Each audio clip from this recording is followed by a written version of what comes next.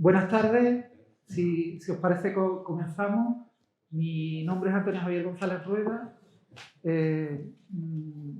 Voy a introducir el acto en nombre del Vicerrectorado de Sostenibilidad y Cultura de la Universidad de Cádiz y me acompañan en la esquina Antonio Ariño, que es catedrático emérito de Sociología de la Universidad de Valencia, y el protagonista o principal actor de esta presentación, que es Joan Subirats, que también comparte con Antonio el rol, la categoría de catedrático emérito, en este caso especialista en temas de gobernanza, gestión pública y análisis de programas públicos. Bien, comentaros brevemente que llevamos todo el día trabajando en un simposio y puede que en algún momento haya referencias a ese simposio de la mañana. No os sentáis desconectados, intentaremos siempre enmarcarlo, pero es verdad que la conversación es continua y que por lo tanto a veces es irreparable. También agradecer al público que asiste, especialmente al programa de los corresponsales culturales, que muchas gracias por formaros en los temas de gestión cultural y por intentar acercaros desde el voluntariado y a veces desde la formación de futuros profesionales a este ámbito de la gestión cultural. Bien, empezamos el acto. Es un acto muy sencillo que hacemos tradicionalmente. Pues creo que empezamos con precisamente Antonio Ariño. Utilizamos la vieja fórmula del padrinazgo. Voy a decir una cosa que probablemente parte del auditorio no vaya a entender la broma, pero es un padrinazgo al estilo de José Luis López Vázquez en La familia y uno más, ¿no? Es decir, nos traemos siempre a una persona, a una personalidad del ámbito de la gestión cultural para que apadrine el número, apadrine o amadrine el número, porque afortunadamente el listado de personas que nos han acompañado en este acto es un listado bien balanceado, ¿no? Como decíamos también. Bien, la revista además, este número 24, hoy está verdad, estamos. Pero bueno, el balance se rompe también a veces al otro lado. Bien, la revista que presentamos hoy es el número 24, pero al mismo tiempo os queríamos comentar que el punto de partida de los 25 años de la revista Periférica se han iniciado hoy con una serie de pequeños actos que de alguna manera tratan de hacer de una iniciativa que es muy voluntarista, muy modesta y muy humilde, como hoy han comentado, y eso nos ha resultado muy grato, pues trata de hacer una pequeña celebración interna dentro del contexto de los que lo hacemos y también compartirla hacia los demás. La revista la tenéis disponible, es una revista en este número que tiene contenidos académicos muy habituales en revistas científicas, pero al mismo tiempo mantiene el pulso para que profesionales y creadores que están alrededor del mundo de la gestión cultural tengan un medio en el que contar pues, su experiencia, su buena práctica, sus problemas, su casuística. Os invitamos a la lectura, os recordamos también que es un contenido abierto. Los 24 números de la revista están disponibles en nuestra plataforma y, por lo tanto, bienvenidos a los que la conocéis por primera vez. Y si os parece, comenzamos con el acto.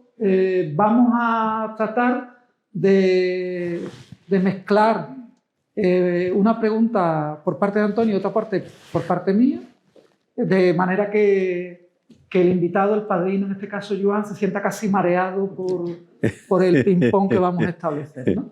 Y si te parece, Antonio, con una breve nota, gracias, porque cada vez que te metemos en un lío dices que sí, y este es otro pequeño lío. Así que adelante y bienvenido, Joan. ¿Vale? Muy bien, pues buenas tardes, Antonio Javier. Es un placer siempre, lo veníamos comentando ahora por el camino, estar en Cádiz, estar aquí en la Universidad de Cádiz y estar con Antonio Javier y todo el equipo que le ha venido rodeando estos años de manera directa o de manera indirecta, ¿no? Porque él ha estado también presente en muchos de los encuentros que se han organizado.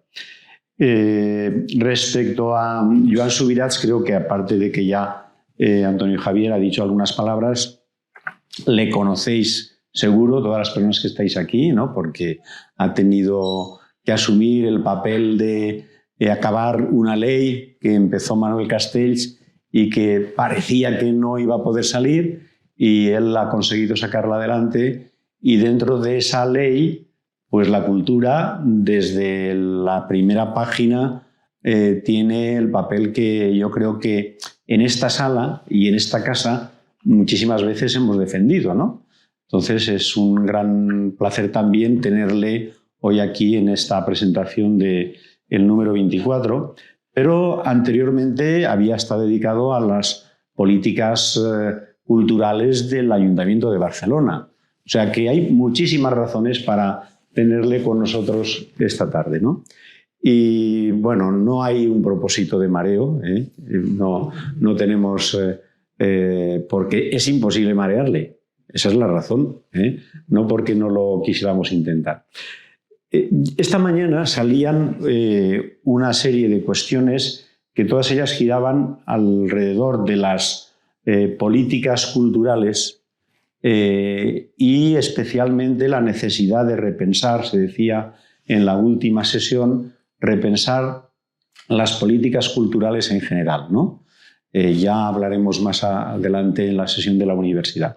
De acuerdo con toda tu experiencia académica y con tu experiencia también práctica, incluida la del Ministerio, ¿cómo ves los desafíos principales que tendrían que enfrentar en este momento las políticas culturales y la gestión cultural?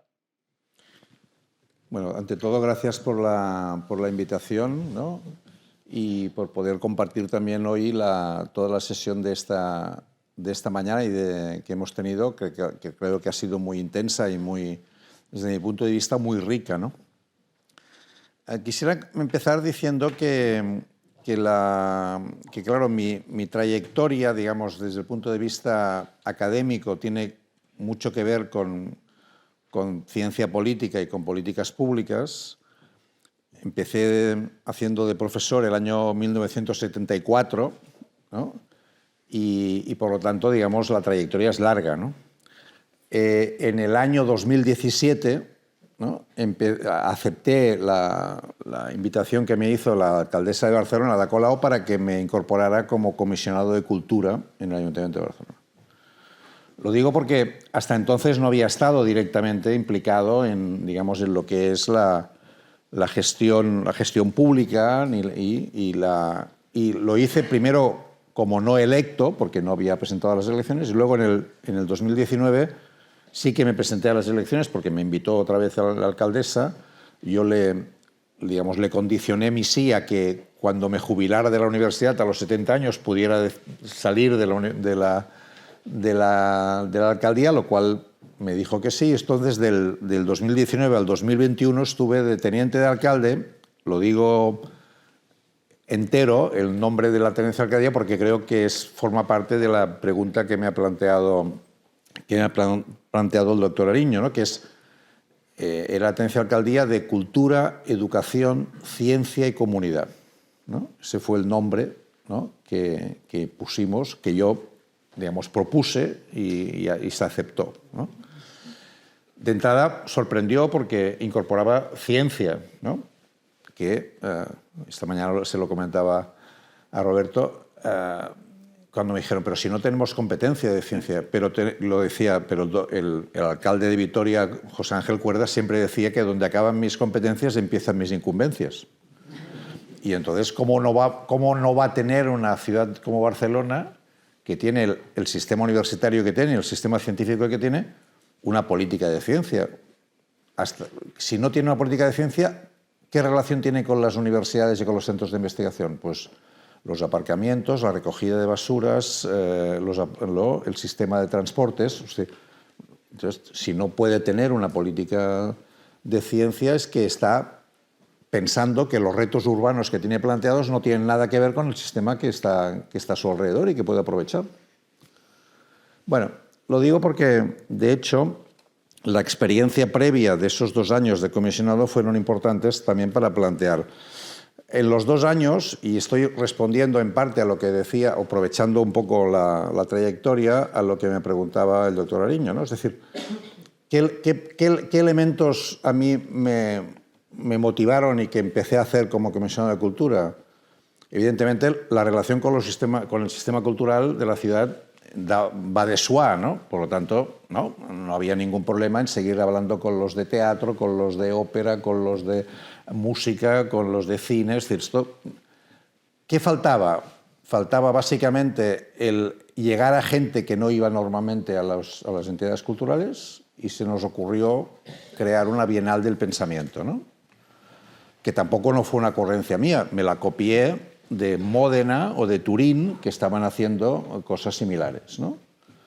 La gran, digamos, iniciativa que tomamos fue que todos los actos que se hicieran en la Bienal se hicieran en la calle y en las plazas, porque lo que detectábamos es que costaba entrar en los edificios, ¿no? Solamente las bibliotecas no tienen barrera de entrada, ¿no? Por lo tanto, si podíamos ir a la calle, bueno, me acuerdo muy bien que la primera sesión contamos con el CCCB y con un grupo, digamos, de comisionados, ¿no? que nos ayudaron a organizar el programa, pero la primera sesión había 5.000 personas en la plaza, digamos, del lado del CCCB, ¿no? Con Judith Butler y con Fina Virulés, ¿no? Hablando de género, ¿no? Y tal. Fue espectacular, ¿no? Y la segunda, había 2.500 personas, con Paul B. Preciado hablando también ¿no? O sea, y realmente aquello fue una especie de revolución, ¿no? En el sentido de romper, ¿no? con y la ventaja, digamos, es que esto empezó en el 2018, hemos hecho ya, digamos, otra bienal en el 2020, a pesar de la pandemia, otra en el 2022, y va a haber otra este año, en el 2024. O sea que ha habido cambio de gobierno, pero se sigue con la Bienal. Yo creo que este es un elemento importante y forma parte de uno de los retos de las políticas culturales, que es realmente cómo romper con las barreras, ¿no? que están planteadas. El segundo elemento también importante era, digamos, incorporar ciencia al debate cultural, porque al lado de la Bienal de Pensamiento, digamos, creamos una Bienal de Ciencia, ¿no? Ciudad y Ciencia, que se hizo en el 2019, que se ha repetido en el 21, que se ha repetido en el 23 y que va a tener esperemos, una continuidad. Esto es más complicado porque, digamos, esto ya no lo sé, si va a seguir o no en el 25, ¿no? Pero, digamos, es también la idea aquí con menos éxito de público, pero era básicamente lo mismo, ¿no? Es decir, también incorporar, ¿no? a todos los centros de investigación, ¿no? Para que hicieran difusión de la ciencia, para que llegaran a públicos que normalmente no se llegan, ¿no? Y el tercer elemento que quisiera destacar, luego hay algún otro, es el de la relación educación-cultura, que esta mañana también ha tenido un momento, digamos, de debate, ¿no? Es decir, es obvio, ¿no? Simplemente mirando, digamos, no solamente lo que Gemma decía esta mañana, ¿no? Y lo que se ha comentado, sino simplemente mirando, digamos, lo que en estos momentos es un sistema educativo que tiene una gran dificultad de adaptación en relación a la transmisión de conocimiento, que era básicamente central en años anteriores, y que ahora esa transmisión de conocimiento tiene muchos más elementos. ¿Cómo conseguir, en cambio, que el factor de la presencialidad tenga un valor añadido que vaya más allá de la transmisión de conocimiento? Esta es un poco la pregunta que yo me planteaba. Es decir, hoy he recibido los datos del último curso, de un curso de Coursera que hicimos sobre introducción a análisis de políticas públicas, que hicimos hace 10 años y que hemos alcanzado hoy la cifra de 70.000 alumnos, ¿no? Es decir, si yo voy a hacer clases de introducción al análisis de políticas públicas y repito lo que está en Coursera, ¿cuál es el valor añadido de mi presencia, no? No sé si me explico. O sea, entonces, o sea, yo recordaba esa película de La lengua de las mariposas de Fernando Fernán Gómez, ¿no? Cuando los niños, creo que eran Asturias, ¿no? Iban a la escuela, y para esos niños de un entorno rural ir a la escuela era abrir miles de ventanas, ¿no? Porque eran unas ventanas que no se abrían en sus casas y que entonces al llegar a clase Fernando Fernán Gómez no era capaz de abrir ventanas. Ahora tengo la sensación que en muchos casos cuando van los alumnos a clase se cierran todas las ventanas, ¿no? Entonces, ¿cómo podemos realmente incorporar algo que también hoy, esta mañana, también se hablaba, ¿no? Roberto hablaba de la empleabilidad o del empleo, ¿no? En muchos casos son es decir, esto en mi casa, yo tengo 3 hijas, ¿no? Una de mis hijas me ha costado mucho que acabara una de las carreras que hacía, ¿no? Las otras 2 más o menos, pero esta decía que, papá, estás muy pesado con los títulos. Si a nadie le importa el título, ¿no? Lo que importa a la gente es el portfolio, ¿no? Lo que has hecho a lo largo del tiempo, ¿no? Y ella había hecho una empresa antes de acabar la carrera, tal, no sé. Y entonces, incluso cuando quiso hacer un máster, se fue a Copenhague a hacer el máster y digo, ¿pero qué universidad lo hace? Papá, no lo hace ninguna universidad, lo hace un grupo de expertos en design thinking, que es lo que yo me dedico y tal, pero digo, debe ser una estafa, vamos juntos a Copenhague a ver si esto existe, porque no me lo podía creer y realmente existía, ¿no? Y ya verás que cuando acabe tendré ofertas de trabajo en cualquier parte del mundo. Y fue cierto. Entonces, ¿por qué? Porque en el fondo lo que se busca es una capacidad de experimentación, de innovación, de creatividad, que decíamos esta mañana, ¿no? Y esto tiene que ver mucho con las experiencias que uno ha ido construyendo y haciendo. Tiene que ver con el conocimiento, pero no solo con el conocimiento, ¿no? Y por lo tanto, ella estaba muy cansada de ir a clases de comunicación audiovisual en la Autónoma y que le pusieran un PowerPoint con una cámara de vídeo. Yo lo que quiero es tener la cámara, no el PowerPoint, ¿no? Bueno, eso implica que de alguna manera, si tú miras los sistemas educativos que funcionan mejor en el mundo, en general, la presencia de arte y cultura y experimentación desde 0 años está presente. Y por lo tanto no se considera una extraescolar, ¿no? Sino que se considera algo que forma parte del core del sistema educativo. Yo creo que eso es evidente que digamos, y además, evidentemente, desde el punto de vista del sistema cultural, que siempre se quejan con razón de la precariedad, de las dificultades, el poder realmente, estructuralmente, incorporar cultura en la educación resuelve muchos temas. Lo que pasa es que, y esta mañana también lo decíamos, o no sé con quién lo comentaba, que no acaba el sector cultural propiamente dicho, el sector duro de la cultura, no acaba de ver que eso sea beneficioso. Lo puede ser a medio plazo, pero a corto plazo no acaban de ver que esto les funcione, ¿no? Y esto lo decía Maquiavelo en El Príncipe, decía, cuesta mucho, digamos, conseguir hacer políticas innovadoras porque los que se movilizan son los que están en contra. Los que posibles beneficiarios aún no saben que serán posibles beneficiarios y por lo tanto, digamos, ¿no? Y por lo tanto el propio sistema educativo le cuesta aceptar esa incursión del mundo cultural en su ámbito, y los propios, digamos, beneficiarios futuros de este tema no son conscientes de que esto es así, por lo tanto cuesta innovar. Pero yo creo que esto es decisivo desde el punto de vista de las políticas culturales, ¿no? La articulación con el ámbito educativo. Entonces, de hecho, teníamos como objetivo, compramos un edificio, que es la editorial Gustau Gili, que además es un edificio precioso, ¿eh? Para allí poner juntos el IMEP, que es el Instituto Municipal de Educación de Barcelona, y el ICUP, que es el Instituto de Cultura de Barcelona, para que estuvieran juntos en el mismo edificio y se fueran creando las sinergias. Esto sí que el nuevo gobierno ha decidido pararlo, ¿no? Por lo tanto, esto no sigue, porque se ha puesto el énfasis en las industrias culturales y no en esta lógica. Bueno, estoy planteándolo como explicando, no todo lo que hicimos lo hicimos bien, ¿eh? O sea, estoy explicando lo que creo que eran los retos que teníamos planteados, ¿no?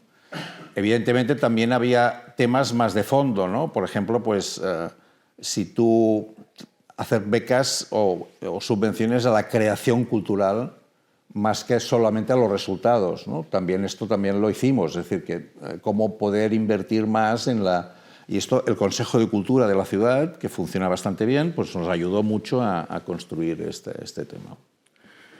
Desde un punto de vista más estructural, ¿esto a qué respondería? Respondería, yo diría, a una idea de fondo que sería ver cómo construimos la idea de que la cultura forme parte del núcleo duro de derechos. El núcleo duro de derechos lo tiene educación y sanidad, ¿no? O sea, si vosotros miráis la película extraordinaria de Ken Loach, ¿no? Del espíritu del 45, ¿no? Que es una película que explica muy bien, digamos, ¿no? Los dilemas que estaban planteados en Gran Bretaña en el 1945, ¿no? El famoso informe del cual hace 80 años, ¿no? Que se hizo, ¿no? El informe de Beveridge, ¿no? Que decía cuáles son los grandes, digamos, los grandes males de Gran Bretaña. Pues había 5 grandes males, ¿no?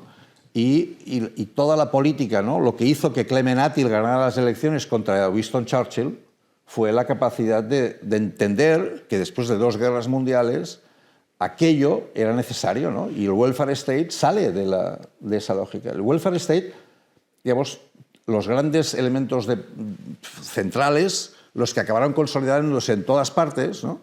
Fueron sanidad y educación. El artículo 9.2 de la Constitución española es un artículo copiado del artículo 3 de la Constitución italiana y del artículo 5 de la Ley Fundamental de Bonn, que dice: los poderes públicos removerán los obstáculos que impidan que la libertad y la igualdad sean efectivos. Es un artículo que dice que no vale con que los poderes públicos digan proclamen libertad y la igualdad, sino que tienen que trabajar para ello. Y esto se ha centrado en ámbito de sanidad y educación, básicamente, que son los derechos más protegidos en la estructura constitucional. La cultura, la vivienda, etcétera, está en otra parte, digamos, ¿no? De la Constitución, por lo tanto no tiene el mismo nivel de protección. Son principios, ¿cómo se llaman? Principios rectores, ¿no? Y por lo tanto no tienen el nivel de protección que tienen. Por lo tanto, claro, ¿por qué la cultura ahora debería formar parte de ese? Porque realmente los retos que tenemos planteados como sociedad exigen que eso sea así. Es decir, ahora en las empresas se utiliza mucho el acrónimo, ¿no? De VUCA, ¿no? Volatilidad, VUCA, bueno, volatilidad, incertidumbre, en castellano sería, ¿no? Volatilidad, incertidumbre, ¿no? Complejidad y ambigüedad, ¿no? Es decir, es un caos, no sabemos dónde estamos. Y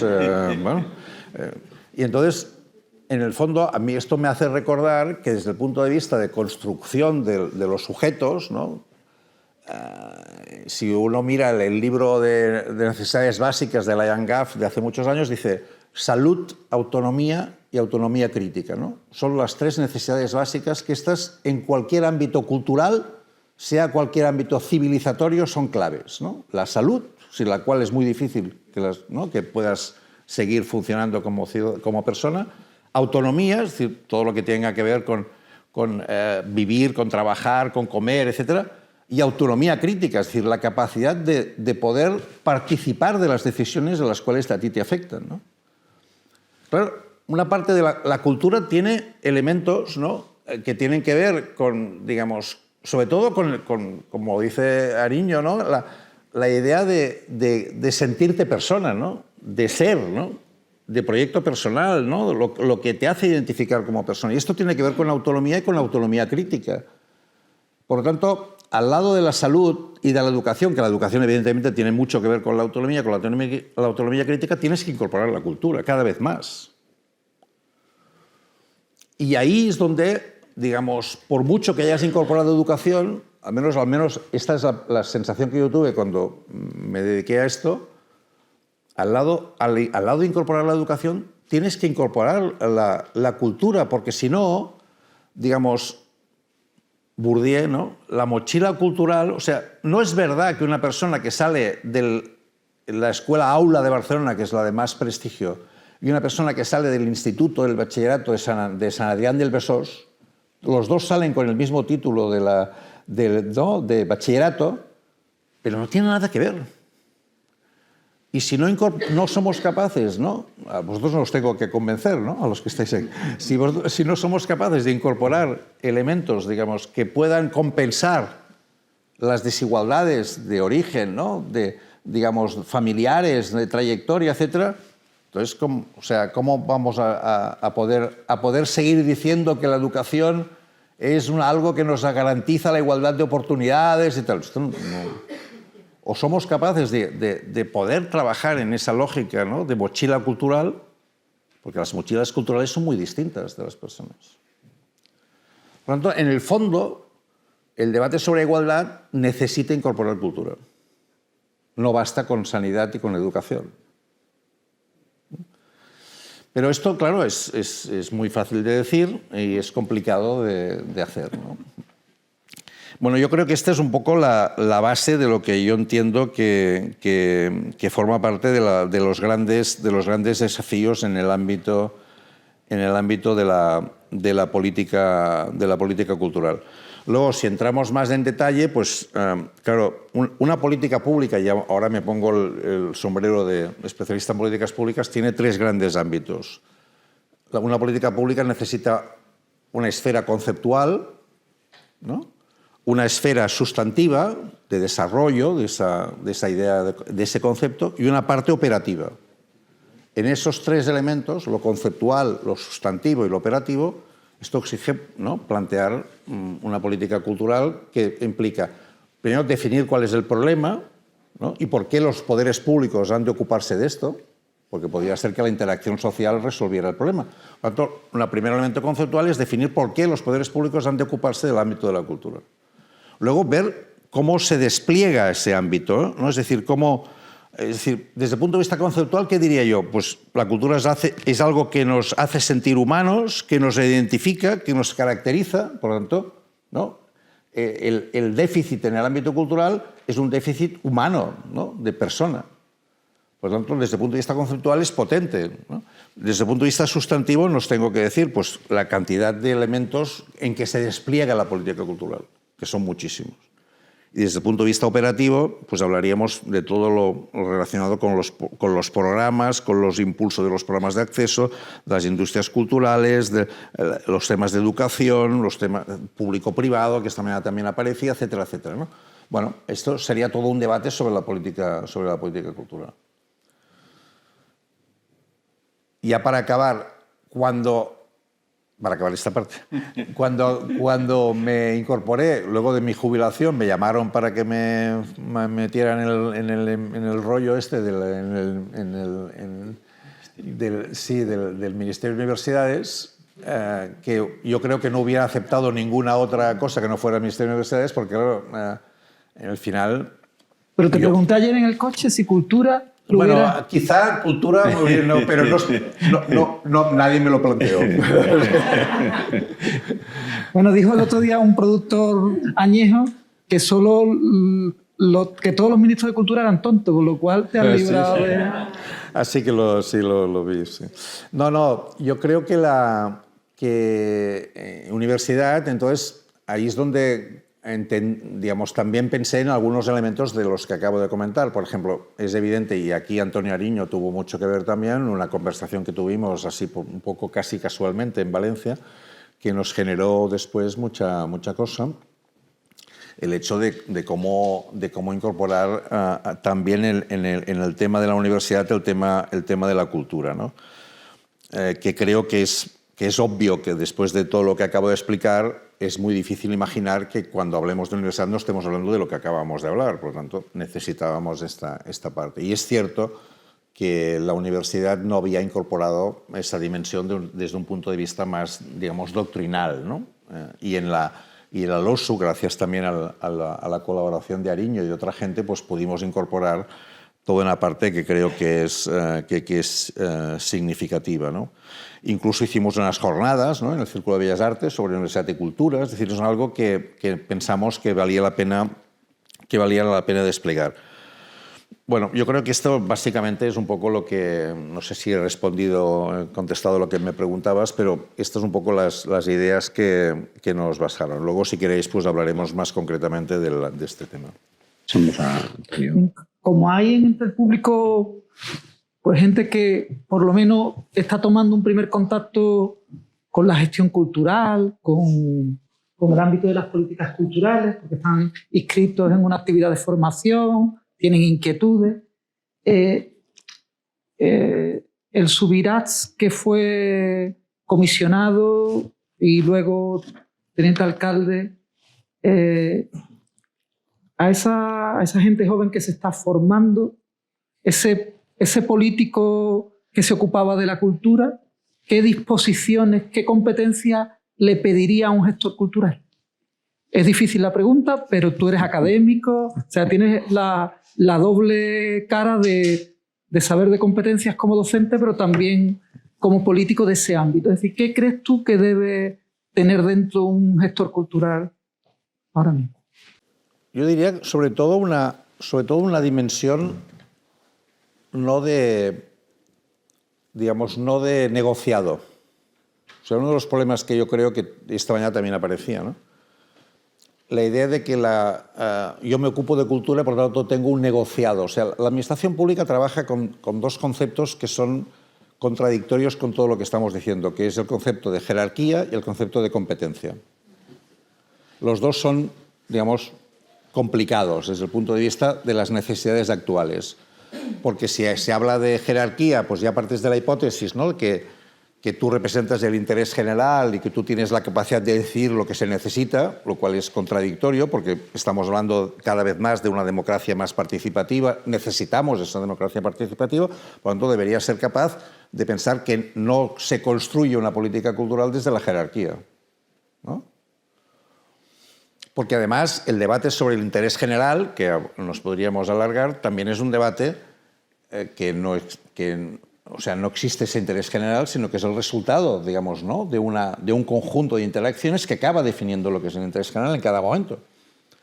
Por lo tanto, y desde la competencia tenemos un problema porque cada vez más, entonces, estamos hablando solamente de una parte del problema, cuando la cultura tiene una lógica transversal, por definición casi, ¿no? Entonces, necesitamos una visión amplia, ¿no?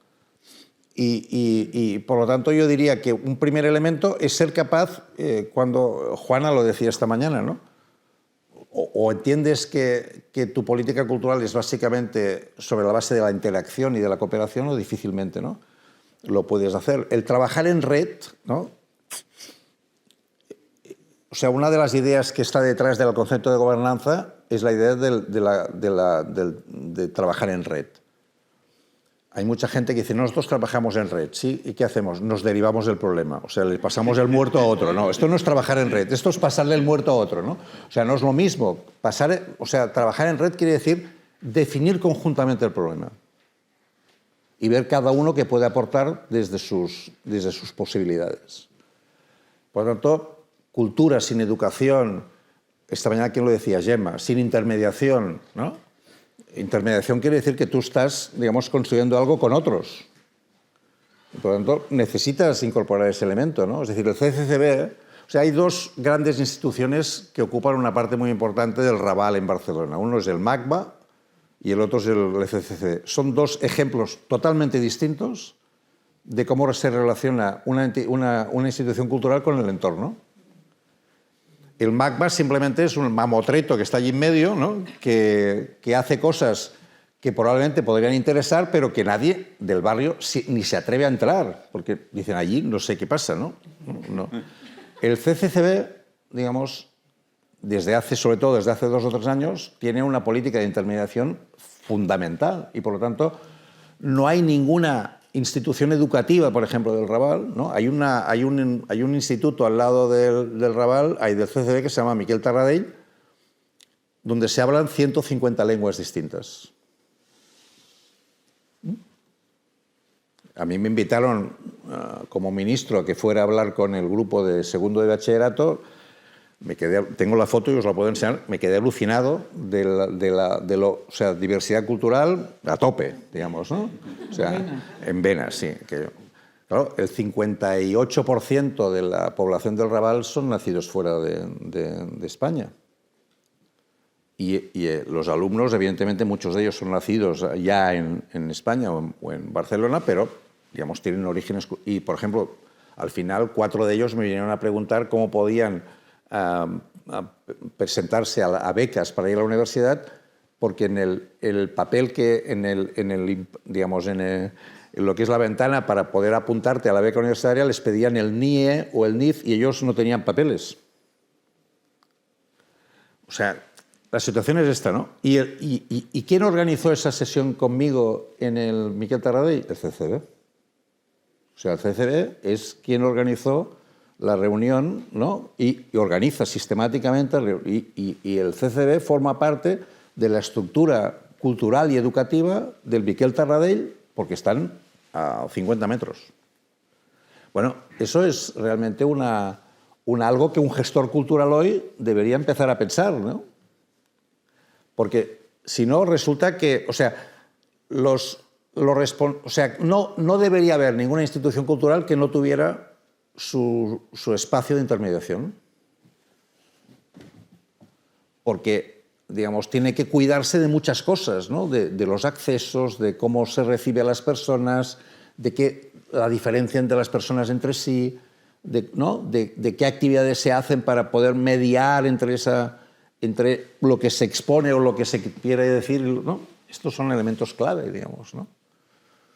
Y luego la idea de entender que tú necesitas a los demás y que los demás te necesitan a ti. Por lo tanto, ese trabajo, digamos, en red, ¿no? Ese trabajo conjunto es clave, ¿no? Y eso es difícil porque, digamos, la tendencia en muchos casos de los decisores públicos es a blindarse, hoy también se decía, en el ámbito competencial, ¿no? Por ejemplo, la capacidad de relación. Yo creo que el ámbito local es mucho más propicio que el ámbito estatal, ¿no? El ámbito de la comunidad autónoma no tengo experiencia en el ámbito de comunidad autónoma, ¿no? Pero en el ámbito estatal sí que le tengo experiencia como ministro y es muy complicado trabajar con otros ministerios, muy complicado, por muchas razones, ¿no? Pero es perfectamente plausible, o sea, se podría perfectamente hacer, ¿no? Pero los ritmos, el timing, ¿no? la estructura administrativa, ¿no? Muchísimas cosas hacen difícil que esto funcione, ¿no? Y hemos de reconocer así. Por lo tanto, no sé si contesto a la pregunta, pero creo que esos elementos, digamos, o sea, la idea de que tú eres un especialista en cultura, pero al mismo tiempo necesitas a los demás y los demás te necesitan a ti para que las cosas funcionen, ¿no? Y partir de esa modestia y al mismo tiempo de esa potencia, ¿no? Eso yo creo que es un elemento central.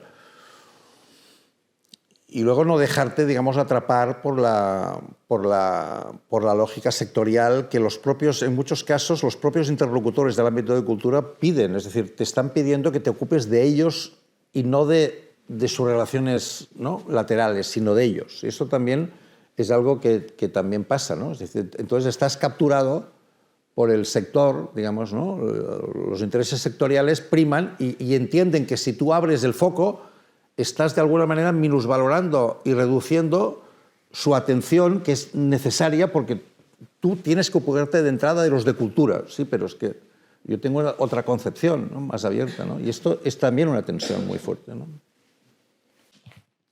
Bueno, precisamente yo creo que en la intervención que acabas de hacer ahora han ido saliendo dos polaridades que son muy interesantes, que profundicemos un poquito sobre ellas. Una que es proximidad y lejanía. No tiene sentido que tengas un equipamiento que vive al margen de la realidad del barrio en el que está. Por lo tanto, una política cultural tiene que ser una política de proximidad, pero y como decías también antes, de presencialidad, pero al mismo tiempo, con el ejemplo que ponías de Coursera, estábamos justamente tratando el otro polo, ¿no? Vivimos en un mundo digital y qué sentido tiene que hagamos una actividad que está centrada exclusivamente a las personas que pueden asistir presencialmente, si puede llegar mucho más allá y podemos multiplicar el acceso. ¿Cómo ves esta polaridad? Próximo global, presencial a distancia. Sí, yo creo que no es contradictorio, es decir, deberíamos ser capaces de utilizar las grandes ventajas que tiene el online, ¿no? Para poder llegar a mucha gente, ¿no? Y esto ya se está haciendo, ¿no? Pero entonces esto nos obliga a repensar la presencialidad como algo de un valor añadido superior, ¿no? Y yo creo que este es el punto, ¿no? Es decir, entonces deberíamos ver que si por ejemplo, esta sesión, ¿no?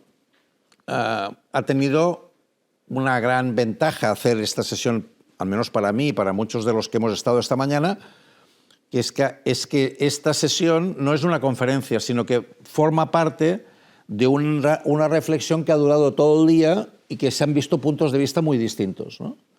Y por lo tanto estamos de alguna, digamos, culminando, ¿no? Culminando no sería la palabra, ¿no? Completando una reflexión que nos ha llevado mucho tiempo, ¿no? Y que nos ha obligado a intelectuar entre nosotros, ¿no?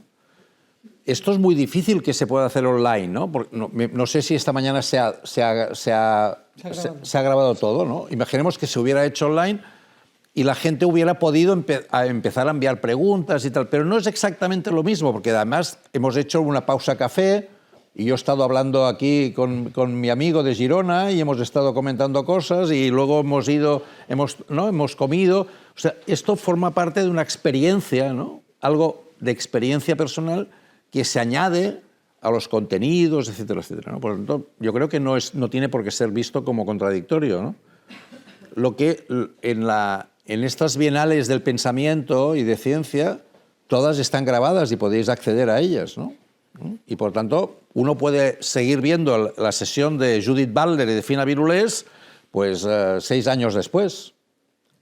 Lo que pasa es que no tiene nada que ver, ¿no?, con lo que se vivía en aquella plaza en aquel momento. Y lo que significó. Por lo tanto, yo creo que son aportaciones complementarias, ¿no?, que no menoscaban cada uno de los elementos, ¿no? Pero lo que sí que deberíamos pensar, por ejemplo, ahora, al menos en mis visitas a las universidades que he hecho durante estos 2 años, en casi todas partes, no en todas, deberíamos ver si en Cádiz también pasa, desde la pandemia ha bajado la presencialidad de los alumnos. Bueno, yo creo que esto es un reto desde el punto de vista de las universidades, ¿no? ¿Cómo somos capaces de incorporar más elementos que hagan?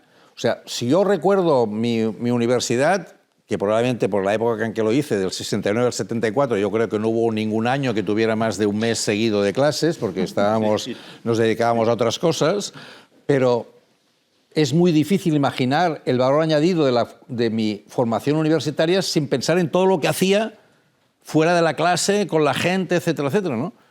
Entonces, si los alumnos de la universidad hoy pierden ese factor de socialización, de valor añadido, que es la presencialidad, están perdiendo algo muy importante, porque recordad que en general el 95% de los alumnos de la universidad tienen entre 18 y 30 años. Por lo tanto, esto es una fase de construcción de su personalidad. Por lo tanto, sobre todo en la fase de adolescencia, la importancia, la significación que tiene ese tema, ¿no?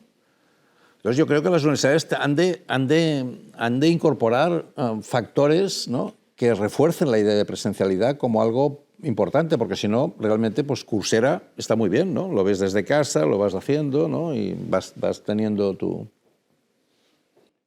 Bien, habéis hablado de espacios de intermediación, de proximidad, y todo nos lleva a un debate implícito en la profesión, bueno, un debate de 4 gatos, pero debate, ¿no?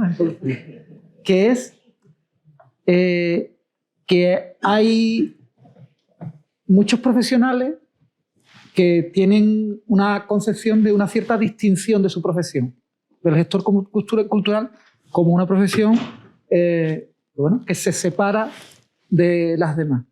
Y que cuando tú le dices o le comentas, y lo puedes soportar en textos como el tuyo en el manual Atalaya, que tienes un capítulo dedicado a las políticas culturales como políticas sociales, que la política cultural es otra política social, o es una parte de la política social, pues ese pensamiento se repele, porque piensan que la cultura y la política cultural es diferente y que eso, de alguna manera, nos baja al barro de lo social, lo sociocultural, que sabéis que en España, por el hecho de que veníamos de la rama de la animación sociocultural y luego nos separamos, pues bueno, hay un cierto debate.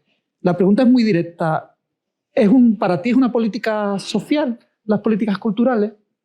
Yo diría que el propio concepto de política social es muy amplio, ¿no? La sanidad es una política social. El 80% de los usuarios de la sanidad en España son gente que no va a curarse, son crónicos. ¿No? O construimos un sistema sociosanitario más potente o va a ser imposible mantener el sistema. Una cama de hospital cuesta 100 euros al día, una cama sociosanitaria 40 euros, una cama de residencia 10 euros al día. El sistema es imposible de mantener si no somos capaces de construir un sistema de cuidados desde lógicas sociosanitarias que reduzca la presión sobre el sistema. La política sanitaria la política de salud es una política social. La política cultural es... O sea, está demostrado que las personas que van más a actividades de las universidades de mayores, tal, van menos al médico. Y hay menos crisis, digamos, ¿no? Por lo tanto, hay más socialización, más compañía, están menos solas, tienen menos depresión, consumen menos pastillas y tienen que ir menos al médico. Por lo tanto, la política cultural es política social, sí. O sea, es así. O sea, y tenemos que verlo en la complejidad de los temas en los que estamos inmersos, ¿no? Como persona. En una sociedad cada vez más individualizada, o sea, la estructura de hogares en España, ¿cómo ha cambiado? O sea, pensemos en estos términos, ¿no? ¿Y qué retos nos plantea la longevidad? Yo no me he impuesto no hablar de envejecimiento, ¿no? O sea, por lo tanto, hablo de longevidad, ¿no? ¿Qué retos nos plantea la longevidad? O sea, ¿y qué retos nos plantea, ¿no? Hablando con el ministro Escrivá, cuando era ministro de Inmigración, yo le preguntaba, bueno, ¿cuántos inmigrantes necesitamos cada año? 300.000 más o menos, me decía. ¿Qué retos nos plantea, ¿no? La llegada de inmigración desde el punto de vista cultural o social? O sea, mires por donde lo mires, digamos, la articulación de políticas es necesaria. O sea, esa transversalidad, digamos, es necesaria, ¿no? Es difícil hacer desde el ámbito estatal, debería hacerse más. Es decir, a mí me preguntan a veces, ¿dónde hay algún sitio donde los gobiernos funcionen bien? Yo digo, me han dicho que en Nueva Zelanda, pero no sé si nadie ha vuelto para contármelo, porque como está en el otro lado del mundo, es fácil de decir que en Nueva Zelanda funciona bien, ¿no? Pero si uno mira, que sí que lo puedes ver, el esquema de funcionamiento del sistema de gobierno neozelandés es un sistema donde hay, no sé, 40 ministerios y 20 ministros. Porque hay ministerios que hay 3 ministros y un ministro está en varios ministerios. O sea, la construcción de la graella, ¿no? Como es diu, de la rejilla de gobierno y tal, está hecha de manera combinando, ¿no? Temas, retos, donde hay varios ministros que intervienen y por lo tanto hay una estructura mucho más colegial. Aquí la separación, digamos, ¿no? O sea, y entonces los ministerios cambian. Aquí también, ¿no? Hay cosas que pasan de ministerio a ministerio, pero allí cambian por retos, ¿no? Por ejemplo, hay un ministerio de abandono escolar. Y por lo tanto hay gente de educación, hay gente social, hay gente, digamos, de las ciudades, ¿no? Hay gente de barrios, ¿no? Y trabajan desde esa lógica, ¿no? Digamos, hay muchas cosas a hacer desde el punto de vista de pensar, de repensar las políticas, pero ahora me he ido a lo que me preguntabas. ¿Es política social? Sí, es política social, sí. O sea, que las políticas culturales son políticas sociales y a la inversa, ¿por qué no? Las políticas sociales son políticas culturales, ¿no? Casi llevamos una hora, ¿eh? Parece que no, pero... Y nos habíamos... comprometido a Antonio, a Javier y yo a no abusar, ¿no? Hay una cuestión que sí absolutamente necesario que tratemos y es dónde ha quedado, dónde has dejado tú el planteamiento para que aprovechemos la cultura universitaria al máximo en nuestros entornos, ¿no? Y yo creo que ahí nos puedes hablar de los microcréditos y de toda una serie de opciones que hubiéramos deseado que él hubiera continuado en el ministerio precisamente para que eso se hubiera consolidado, pero no es así, y sin embargo creo que ese conocimiento que él tiene pues puede ser extraordinariamente útil. ¿Te parece, Joan? Sí, yo, mira, voy a hacer una rápida... Aparte de que hay una parte dedicada a cultura en la LOSU, ¿no?, en la ley orgánica, donde un poco se plasman estas cosas, yo destacaría algunos elementos que son particularmente importantes, ¿no? De entrada, todo el énfasis que se pone en la idea de universidad y territorio, ¿no? Por lo tanto, esto ya es algo que puede permitir muchos elementos, ¿no? Vosotros aquí, por lo que he visto, tenéis una estructura de equipamientos muy pensados en clave también de utilización social y cultural, ¿no? Esto es importantísimo, ¿no? Digamos, que los equipamientos universitarios, ¿no?, la NAU en Valencia o lo que hacéis aquí, esté pensado constantemente como una lógica abierta, ¿no? Y esto puede también incorporar las bibliotecas, por ejemplo, ¿no?, como un espacio que también son espacios significativos, ¿no? También está en la LOSU, por primera vez aparecen las bibliotecas, ¿no?, como elemento importante. Todo el tema de formación a lo largo de la vida, ¿no? Este es un tema central. O sea, venimos de una lógica industrial, ¿no?, que era una etapa de formación, una etapa de trabajo y una etapa de descanso, jubilación y prepararse para morir, porque está la frase del libro del Inserso que recuerdo, ¿no?, la frase de formación y la frase de recuerdos y de prepararse para morir. Bueno, o sea, que más o menos desde los 60 años, o sea, este año hemos llegado por primera vez a que la edad real de jubilación en España sean 65. Hasta ahora era menos. La esperanza de vida para mujeres hoy está en 87 y probablemente en el 2030 llegaremos a los 90 años. La fase de recuerdos y prepararse para morir se está alargando, ¿no? O sea, es una fase que se nos está haciendo un poco larga, ¿no? Y evidentemente, y en cambio la fase, ahora, el otro día en la Fundación Adolescencia y Juventud, Infancia y Juventud de Madrid, anunciaron que las encuestas que a partir de ahora hacían para ver lo que pasa con los jóvenes van a ir hasta los 34 años. Sí, porque claro, esto de la juventud, digamos, se nos está alargando también. O sea, por un lado, o sea, la fase adulta es la que se está restringiendo, ¿no? O sea, pero la fase, por ejemplo, la Generalitat de Cataluña tiene ayudas para campesinos jóvenes hasta los 40 años. Porque claro, como no hay campesinos que se queden, pues entonces dicen hasta los 40, a ver si así pues llegamos, ¿no?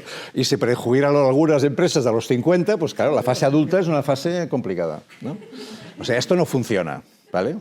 Por lo tanto, ¿qué dice la Unión Europea? Dice, en el 2030, ¿no?, en la cumbre de Oporto de mayo del 2021, si no me acuerdo mal, decía, en el año 2030 el 60% de los europeos hasta 65 años deberán haber tenido una experiencia formativa en los últimos 6 meses. ¿Cuál es la cifra hoy en Europa? El 23%. ¿Cuál es la cifra en España? El 13%. ¿No? Tenemos una estructura formativa que es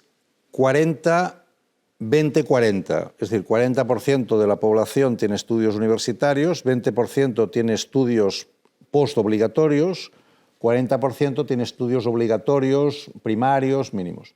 La estructura en Europa es 40-40-20.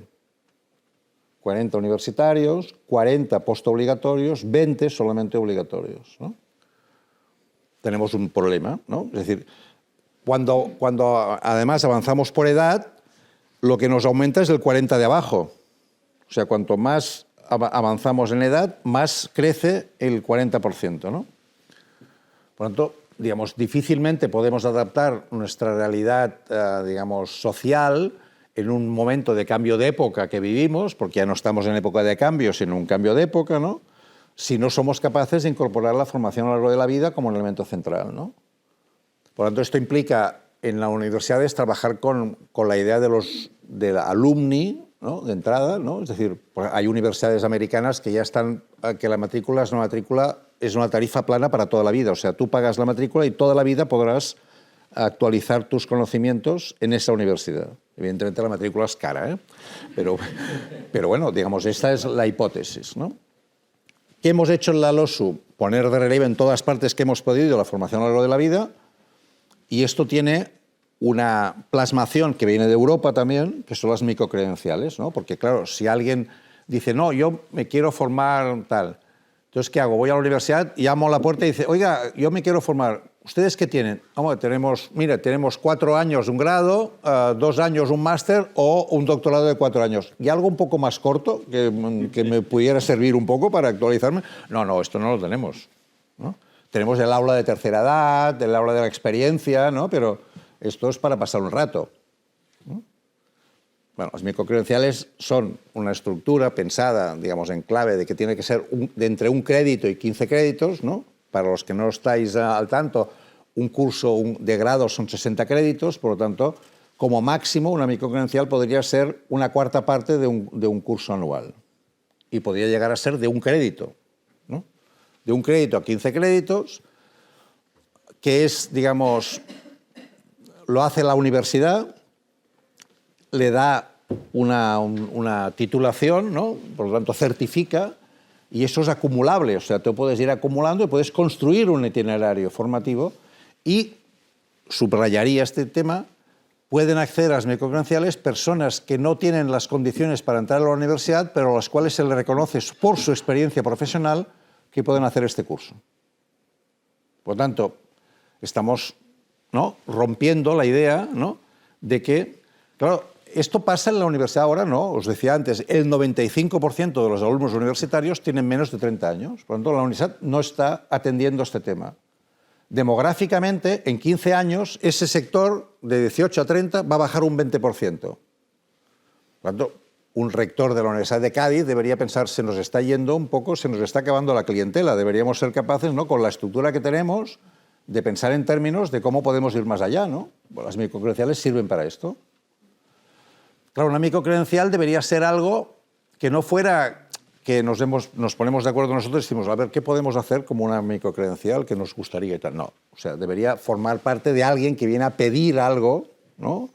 Y por lo tanto, no debería ser una lógica de oferta, que muchas veces la universidad tiene una lógica de oferta, debería responder a una lógica de demanda, ¿no? Esto forma parte de los incentivos de los profesores actualmente de la universidad, 0. O sea, no hay ningún profesor universitario que tenga interés en hacer una microcredencial porque hasta ahora está cambiando, no forma parte, digamos, del cursus honorum, ¿no?, al cual se valora, ¿no? Por lo tanto, tú tienes que incorporar ese factor como formando parte de aquellos elementos. Y hay 50 millones de euros, ¿no?, que hemos puesto en la adenda, ¿no?, que por lo tanto están aprobados y es pasta que existe, ¿no?, que van a distribuirse a las universidades públicas, ¿no? O sea, hay 50 universidades públicas y 41 privadas en este momento. Pues esas 50 universidades públicas van a recibir proporcionalmente por población, por comunidad autónoma, esos 50 millones. Y van a tener que hacer cursos de microcredencial de aquí hasta junio del 26, y certificando esos cursos y diciendo que los han hecho y cuánta gente han acudido, etcétera, etcétera. Por lo tanto, a Andalucía, por ejemplo, pues le tocarán 10 millones, ¿no?, porque es un 20% más o menos de la población, pues esos 10 millones son finalistas, es decir, llegarán a la Junta de Andalucía o ya han llegado y tendrán que distribuirse entre las universidades. Por tanto, cada universidad debería tener un responsable de microcredenciales, ¿no?, que fuera... He recibido el otro día la noticia de la primera microcredencial que hacía la Universidad de Murcia. Y tengo aquí la fotografía porque me gustó mucho la microcredencial, ¿no? Se lo he comentado a alguien.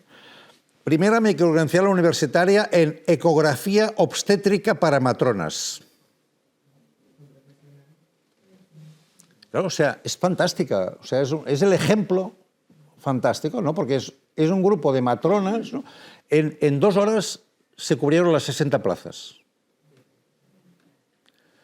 Porque las matronas, evidentemente, cuando dan a luz, etcétera, siempre vienen con las ecografías. Ellos no son especialistas en ecografía, pero que se dé este curso de formación entre, digamos, su profesión y ecografía es un ejemplo de cómo están ¿Ese curso lo tienen que dar profesores universitarios? No, solamente lo tiene que haber un profesor universitario que garantice que ese curso tiene calidad universitaria, pero los demás pueden ser gente de que haga ecografías, matronas, que sepan hacerlo. O sea, no hay ninguna exigencia, excepto el que la Universidad de Murcia, en este caso, ponga el sello y diga el responsable es un profesor universitario. Lo demás, y de ese curso que son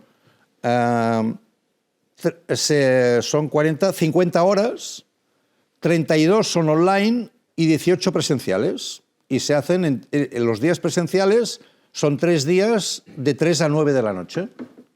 Bueno, es un ejemplo de una lógica pensada en términos de cubrir una demanda que existe, que es un valor añadido que hace la universidad en este tema. Es un ejemplo fantástico, ¿no? Por lo tanto, eso es un ámbito muy importante. Doctorados industriales. Esta mañana, Roberto, creo que tú decías, ¿no? Cómo se ha, digamos, traducido mal el concepto de industria. Aquí otra vez, ¿no? Un doctorado industrial no es un doctorado que se tiene que hacer en la industria. Es un doctorado que desde el minuto cero está pensando en términos de transferencia. Por lo tanto, digamos, un doctorado industrial se hace en el Ayuntamiento de Barcelona, que tiene 4 doctorados industriales cada año, en la SEAT, que tiene 20 doctorados industriales cada año, en la Congreso de los Diputados, que yo negocié que hubiera un doctorado industrial, o en Cruz Roja, donde yo estoy hablando con la persona que lo ha llevado, porque puede haber doctorados industriales, porque lo que es importante es que la pregunta de investigación se haga conjuntamente entre el director y la universidad, ¿no? El director de tesis de la universidad, y el sitio donde se va a hacer, ¿no? Por ejemplo, un caso del Ayuntamiento de Barcelona, que yo propicié un doctorado industrial sobre cómo en los contratos públicos se podía valorar más las cláusulas sociales y no solamente en la oferta económica. Creo que el día 11 se presenta la tesis doctoral sobre este tema. Bueno, es un ejemplo, ¿no? O sea, ya que hablamos de mejorar la transferencia de las universidades, qué mejor que hacerlo desde lo mejor que hacemos las universidades, que son los doctorados, que tengan esa lógica de transferencia. En el ámbito de las políticas culturales, imaginaos la cantidad de cosas que se pueden hacer, tanto en el ámbito de microcredenciales como en el ámbito de doctorados industriales. Por lo tanto, ese es un otro campo muy importante. Es decir, es perfectamente posible pues, que el MACBA o el CCCB o el Museo del Prado o Reina Sofía o tal, tengan un planteamiento de doctorado industrial que tiene la ventaja de que ellos tendrán que pagar solamente la mitad o el 40% o el 30%, depende de las condiciones, del salario del doctorando, y el resto le vendrá pagado por la institución, la comunidad autónoma, el Estado, la Agencia Estatal de Investigación, que este año va a pasar de 100 doctorados industriales a 200. En este momento, nosotros tenemos 400 doctorados industriales en España. Francia tiene 2.100. Bueno, hay un terreno a cubrir. Y yo creo que ahí hay un campo también muy importante en el ámbito de la cultura. Ciencia ciudadana, ciencia abierta, ¿no? Son elementos también muy importantes. Cambios en la estructura de ANECA, de la valoración de que no solamente hagamos artículos en los journals, ¿no? Que solamente leen los 2 evaluadores y el que la ha hecho, ¿no? Sino que haya otros elementos, digamos, que vayan un poco más a favor de la transferencia. Estos son los elementos, todos ellos, que van por ahí, ¿no? El tema del aprendizaje-servicio, que también se incorpora en la LOSU. O sea, los TFGs, ¿no? Podrían perfectamente trabajar los trabajos finales de grado con lógicas de aprendizaje-servicio que fueran en las instituciones culturales. Y esto, hay experiencias de ello y se puede trabajar muy a fondo sobre esta cuestión, ¿no? En fin, el tema de trabajar la presencialidad con las instituciones culturales, ¿no? O sea, un elemento que podríamos pensar es que hay, digamos, momentos, o por ejemplo la formación dual, los elementos de prácticas, ¿no? Hay muchísimos elementos que podrían perfectamente desplegarse y que están ahí también en la LOSU, en la relación con la cultura, ¿no? Hay una parte de financiación. En la parte de financiación se dice que tiene que haber una financiación basal de las universidades que cubra los elementos centrales, pero hay una financiación por objetivos que cada universidad podrá definir en relación con la comunidad autónoma, con el financiador. La Universidad de Cádiz podría pensar en incorporar, digamos, objetivos, ¿no?, de financiación que tenga que ver con proyectos culturales, ¿no?, de mejora de la formación, en el caso, imaginemos, de la formación a lo largo de la vida, y que se incorpore ese elemento como una financiación complementaria, ¿no?, y tal. Podría perfectamente hacerse. Muy bien. Bueno, llevamos un día estupendo, no se puede calificar de otra manera, y muchas gracias a los que os habéis incorporado a esta conversación continuada. Sí, bueno. Y sobre todo, bueno, darle las gracias a Joan porque nos ha dedicado 2 días completos casi de su experiencia, de su bagaje, y bueno, que serás bienvenido cuando quieras, ¿eh? Que no sé si podemos tener más ocasiones, aquí tienes tu casa, ¿vale? Así que nada, gracias.